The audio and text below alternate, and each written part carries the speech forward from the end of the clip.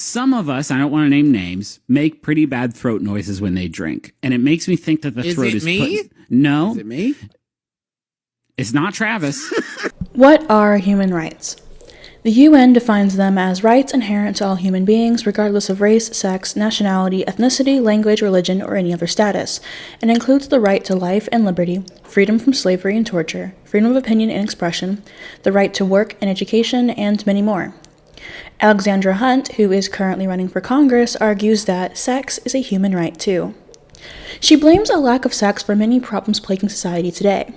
This belief is centered on a misreading of a scientific study.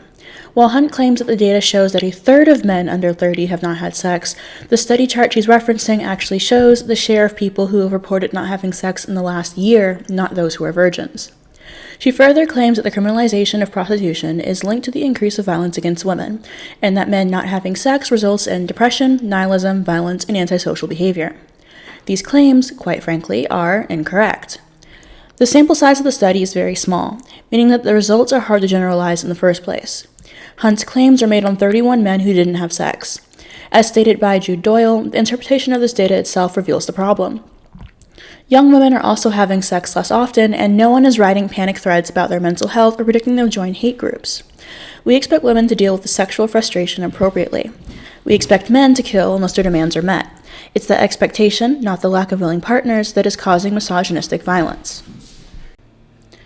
To view sex as a human right, one must first turn sex from a form of communication and pleasure into a service. Additionally, this viewpoint requires either ignoring the need for consent or willful ignorance of the need for sexual exploitation in order to offer such a service. The idea of a right to sex perpetuates the toxic notion that sex is a commodity that can be demanded or taken rather than a shared act that requires the full and enthusiastic consent of all parties involved. Reframing sexual desires and wants as needs and associating them with necessity is dehumanizing because it encourages people further into viewing sex as a commodity and other people as consumables and mere tools to their ends. My boyfriend genuinely has to be the smartest person I know, because him and I were having a great conversation about the manosphere and just how I was saying one thing and he filled in the blanks for me. So let me tell you about our convo. So obviously we know about the blatant misogyny in the manosphere, right? But I personally think the manosphere is not only hurtful to women, but it's also hurtful to men and extremely demeaning and degrading in my opinion.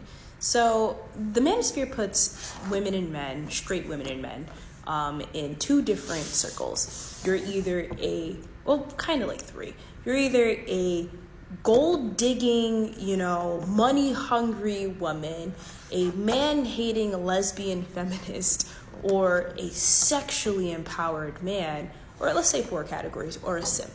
That's basically it, right? And I actually sat down and took the time of day to watch a Fresh and Fit, podcast, simply because I want to be fair. And I wanted to give a full perspective on this. And I spoke to him about it. And he was like, ew, why are you listening to them? That's besides the point. And I talked about how, these dudes were sitting here talking about how men, they want to have as many sexual experiences as possible, right? Whereas with women, they want to have one monogamous partner because that's what's best for them financially or whatever, right? Stupid.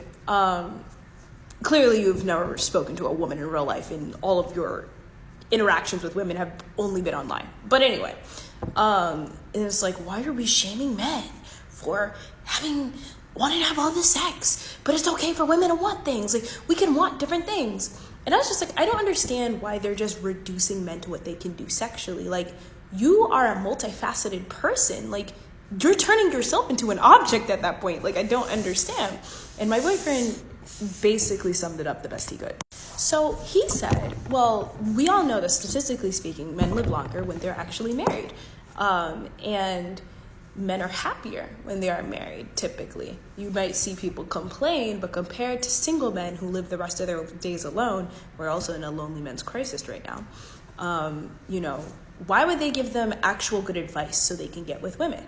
They keep these men lonely, they keep them angry, they keep them bitter, they keep coming back, and that means more money in their pockets.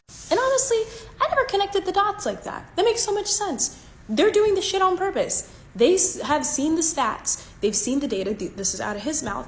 They've seen the stats. They've seen the data. They know that men are very lonely right now. So let's keep them lonely. So then they keep coming back and they keep fucking up. And then they live like this. And, it makes me sad. It really does make me sad for the future generation and for this generation of people, but you make your bed, I guess. Lie in it. Women are not public resources. Hunt argued on Twitter, a right to bear arms is made up of different supports in place to bear arms. A right to sex is made up of different supports in place to have sex. Through decriminalizing sex work, funding sex education, and creating outreach programs for young people to develop healthy sexual habits. Although it seems that Hunt has yet to suggest a draft, she has suggested the creation of state-run brothels, as well as decriminalization of prostitution to man them. Please stop glamorizing sex work. I've spoken about this before on my page, but it needs to be reiterated. Sex work is tough, and many women in the sex industry are being exploited. As a sex educator, I've been active in a sex-positive space here in the UK for many years now, and the glamorization of sex work was very common. You would typically hear, sex work is work, and women can do porn if they want to, which I agree with, but there was never any critique or interrogation into how the sex industry works. Instead, there will always be a focus on a minority of women who have essentially made it. For example, they will be making a lot of money on OnlyFans, or engaging in sex work that is the least degrading, such as foot fetishes or findom, and being paid highly for it. But the issue that I began to have with this is that this is not the reality of most sex workers. This individualistic approach to women's empowerment is what I've now come to learn is liberal feminism, a branch of feminism I simply don't F with. I became disillusioned with many of my beliefs at the end of 2020, and one of them was feminism. Not because we don't need feminism, we absolutely do, but because I realized that this whole time I too was liberal feminist, and was subscribing to an ideology that was surface level, vapid, and lacked nuance when it came to women's experiences in the world, when it came to women as a sex class. One of the things to come out of this ideology is choice feminism, which has nothing to do with abortion rights, by the way, but is a term that radical feminists use to critique lib fems. Like, women can have cosmetic surgery if they want to because it's their choice, or women can do porn if they want to because it's their choice. And I agree, it is, and I can never dispute that. But the why, as in why they do it, is never asked. Like, why do women go through extreme body modification to fit into a beauty standard that is unattainable for most? Why do poor and disadvantaged women make up majority of sex workers? Instead, young girls are being told on this app, and in general, that sex work is easy money. Listen, I support sex workers. I just don't support the liberal feminist pretty pink packaging of what they do. It doesn't represent most female sex workers' experiences. And as a group, I don't think it helps women at all. But that's just my own opinion. What's yours? Let me know in the comments below. The notion of a right to sex perpetuates harmful gender stereotypes and reinforces patriarchal ideas about men as entitled and women as objects to be used for sexual gratification. This kind of thinking undermines the progress society has made in promoting gender equality and reinforces harmful power dynamics in sexual relationships. While Hunt's words state that anyone has a right to sex, her arguments only center around men, both from the detriment of not having access to sex as well as the benefits they would receive from state-sponsored access. In the dark right now, feeling lost but I like it, comfort in my sin. She ignores the implications of sex and gender roles and who would access these services, who would have to provide them, as well as the impact that commodifying the human body would have on gender relations in an America that already faces a femicide epidemic. As Doyle so aptly puts it, sex is not the point of these ideologies. Power is. Violence is. To the extent that these men think they can acquire power through sex, it's because they've internalized the patriarchal logic that equates fucking a woman with humiliating and debasing her. Which is to say, it's because they view sex as another kind of violence, and inflicting violence on women has always been the entire point. If that violence comes from anything, it comes from the idea of a right to sex, men's right to get it, and women's obligation to give it, or else. Instead of challenging the ideology of male dominance and entitlement inherent in this worldview, we try to placate it. We freak out every time a couple dozen young men report a dry spell, inadvertently reinforcing the idea that violence is a natural, proportional response to being sexually rejected. It's not. And as long as we frame that violence as inevitable, it will keep happening. This self-identified incel was arrested for planning to massacre thousands of women. These were his plans and how he was caught. But first, if you don't know what an incel is, aka involuntarily celibate, the DOJ describes it as this. The incel movement is an online community of predominantly men who harbor anger towards women. And that is definitely a lighthearted description of what these people believe. From 2019 to March of 2020, this 22-year-old man posted on several popular incel websites. He wrote that he would slaughter women out of hatred, jealousy, and revenge. He referred to murdering women as the Great Equalizer. And he hoped to kill around 3,000 women. On the day he posted that, he also searched up sororities at a university in Ohio, which is where he lives. On January 15th, 2020, he searched planning a shooting crime, as well as when does preparing for a crime become an attempt. On that same day, he scoped out the same college in Ohio. This man also wrote about how he adored another incel mass shooter, Elliot Rodger, who took the lives of 6 people in 2014. What Elliot did and what this man planned on doing are identical. And if that's not enough evidence that this incel was going to commit a tragedy, here's a list of what he bought in 2019. A bulletproof vest, a hoodie with the word revenge, a Bowie knife, a skull face mask, a 9mm Glock 17, and 2 magazines. He also attended Army basic training in Georgia for 5 months. On March 12, 2020, police searched the incel's home and car. They found several guns, boxes of ammunition, body armor, and more. 3 months later, he was charged with attempting to commit a hate crime and illegally possessing a machine gun. Because that hate crime involved attempt to kill, he could face life in prison plus 10 years. On October 11th of this year, he pleaded guilty to all the charges. He also admitted that if he wasn't caught, he was going to massacre a bunch of women. Hatred is not desire. Cruelty is not a come-on. That little boy is not pulling your pigtails because he likes you. He's doing it because it hurts. You cannot nurture or love someone out of their freely chosen bigotry. You cannot turn a killer into a kind man by sleeping with him. That is a hard and painful realization, but it has the correlative. You cannot turn a kind man into a killer by refusing to go on a date. Similarly to Germany, America would find an issue with filling the job role with a diverse population, as we have an increasingly educated female populace. Instead, the onus of the burden would lie with the undereducated, the poor, immigrants, and women of color. Although she presents sex as a human right as being a liberal and even feminist idea, as the inevitable next step of the #MeToo and sexual liberation movement, making it the job of a class of women to absorb male perversion so the rest of us can be safer is not liberation from patriarchal dehumanization. It's capitulation. One only has to look at the impact of the German model on human trafficking and the conditions that prostitutes work in to be aware of the end result of commodifying the female body for sale to male buyers. It is the German state, by normalizing prostitution and by guaranteeing a total decriminalization of the sex buyers, that has contributed to an enormous increase in demand. We've witnessed the creation of mega brothels with the capacity to accommodate around 1,000 buyers of sex at once, and even more. Flat rate brothels, for where €70 you get offered a beer, a sausage, and unlimited women. This economical model of the sexual exploitation of the women has also led to an economical exploitation of those women. They earn €30 for sexual intercourse, while they must pay around €160 for a room and €25 taxes per day. So they have to serve 6 men before starting to earn any money. These women are subjected to the rules of a free market of capitalism at its roughest. Their bodies are exploited to the maximum. We observe the kind of inhuman working conditions we thought we would have surpassed since the beginning of the 20th century. These women live, eat, and sleep in the same room in which they receive their clients. Many among them lead a nomad life, moving from one city to the next and one brothel to the next to offer the sex buyers variety. The behavior of the sex buyers became perverted overnight, with the law normalizing prostitution, whose message to men is clear. There is a right to buy sexual acts, and there is no need to feel guilty about that anymore. The clients therefore see themselves entitled to demand more and more services for the lowest price. The makeup of women in prostitution has also changed. With the opening of Europe to the east, women come from the poorest regions of Europe, Romania, Bulgaria, and it's often minorities like the Roma who live in extreme poverty. Today, around 95% of prostituted women come from other countries. It has become a prostitution of poverty. 30% of these women are young, under 21 years old. Often they are sacrificed by their own families in order to support them financially. The majority do not speak German.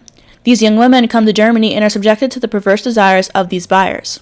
They aren't capable of saying no, of defending themselves. They are completely overwhelmed by the situation and completely traumatized by it. It is the German state that abandons the most vulnerable women and delivers them to criminal businessmen and sexual predators. Not to mention, the working conditions and the level of hygiene have become disastrous. Out of 400,000 prostituted women, an estimate that is more than 15 years old, only 44 registered as independent businesses.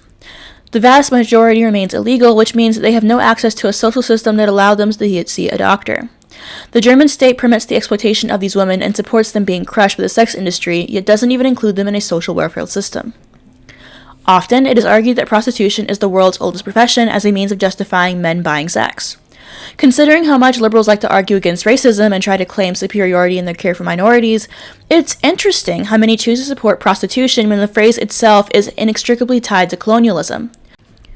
Affirm, a transnational feminist organization, has noted, Rudyard Kipling coined the phrase world's oldest profession in 1909 because he noted that prostitution was passed down via familial ties in India, which he used as justification of imperialism and colonialism because of the quote-unquote inability of the East to handle its internal affairs. The term itself has no historical basis, and to use it is to implicitly support imperialism and racism. This is, after all, the same man who wrote The White Man's Burden. Colonialism comes hand in hand with the belief of needing to conquer women's bodies to conquer the land. It is from this way of thinking that mass rapes have occurred, and is the basis on which the UN notes forced pregnancy as a human rights violation. Forced pregnancy is often used as a way to force an ethnic group to carry a child of a different ethnicity in an attempt to demoralize and harm a group. During ICC negotiations in 1998, the Women's Caucus advocated for forced pregnancy to be recorded and prosecuted as a war crime, as rape has historically been used as a weapon of war, and as it was during the conflict in Bosnia and Herzegovina, where soldiers raped women until they became pregnant and then continued to imprison them. Although not as well publicized, forced pregnancy also occurred in Rwanda, where thousands of women were raped and then bore children as a result of those rapes, which had caused terrible social upheaval. Forced pregnancy also took place during the period of African American slavery. Women held as slaves were forced to bear children and were subjected to torture, beatings, and other forms of coercion and deprivation if they did not. So it would be far more accurate to say that prostitution is the world's oldest form of oppression. After all, how does reinforcing colonial systems of oppression like the sex trade lead us to liberation? To suggest that sex is a human right is to benefit and support prostitution. Quite simply, it is support of the belief that women owe sex to men, and that we must create a caste of women to satiate this demand from men in order to prevent social upheaval. And of course, the most damning evidence against the fair allocation of sex is that it doesn't work. The number of domestic violence victims in Germany has increased by 3.4% in the last 5 years, and the overwhelming majority of them are women. A government report indicated that there were 143,604 domestic violence cases in 2021, up by 4,711 from 2017. However, the real figure is much likely higher, since many victims are afraid to report domestic violence to the police. According to the report's data for 2021, 80.3% of victims were female, while 78.8% of suspects were male. If free access to sex were to stop male violence, it would have done so in Germany, where men can buy access to a woman with ease. But the truth is, it hasn't. Alexandra Hunt's position that men have a right to sex is deeply flawed and lacks a solid foundation in ethics, morality, and the law. Quite simply, no person has a right to the sexual use of another person's body. It is therefore impossible to be owed sex or to have a right to sex. This argument posits the sacrifice of some women as being an acceptable price to pay for the safety of others, and ultimately plays into the same beliefs that create male violence. That men are owed the subservience and access to women, and that women are innately meant to accept male violence without protest. This, dear viewers, is where we part. This video was requested by a viewer, the Russian guy who's always commenting based in Russian in the comment section. He knows who he is. But it's one that I have been interested in for quite a while because, to be honest, other aspects of society have implicitly supported this claim that there is a right to sex, particularly stuff like the deepfakes or with OnlyFans, where it more or less is presented as, if we pay you enough money, then you have no reason to say no to showing off your body, to giving us what we want. Deepfakes are, meant to dehumanize and humiliate, and they represent a entitlement to what women are not giving. They represent an entitlement to the human body, to the female body. And I think that's a problem we're going to see more and more of as deepfakes become more and more common. But deepfakes are a topic for another day. More or less, I just think that she's lib-femme to the utmost degree. She previously was an OnlyFans. She still thinks she does still own one now, an OnlyFans operator. But I find it interesting how women like this, they kind of glorify sex work, prostitution, and younger girls are seeing this as the best way out of poverty, out of having to work these hard 9-to-5s, without realizing that the people who are the most vocal, who are the most glamorous, are the exceptions and not the rule. Yeah, there are plenty of women who choose to become strippers because they see that as a way to make more money than other jobs, but that doesn't mean that it's the right choice for them or one for anyone, really. It doesn't mean that it's a good choice. It doesn't mean that there aren't implications of that choice to begin with. And I think that we just have this really over-sexualized culture that is presenting sex as being this thing that you have to give to everyone, especially in the context of gender ideology, in which you can't have a sexual orientation that's not bisexual. There's like a political bisexuality where you can't just say, hey, I'm a lesbian, hey, I'm gay, hey, I'm straight, I'm only attracted to this type of person. You have to be open to everyone in order to show that you are enlightened enough. And that is also another video for another time. If you guys have any comments, questions, or concerns, please leave them down below, and I'll see you guys next time. Bye!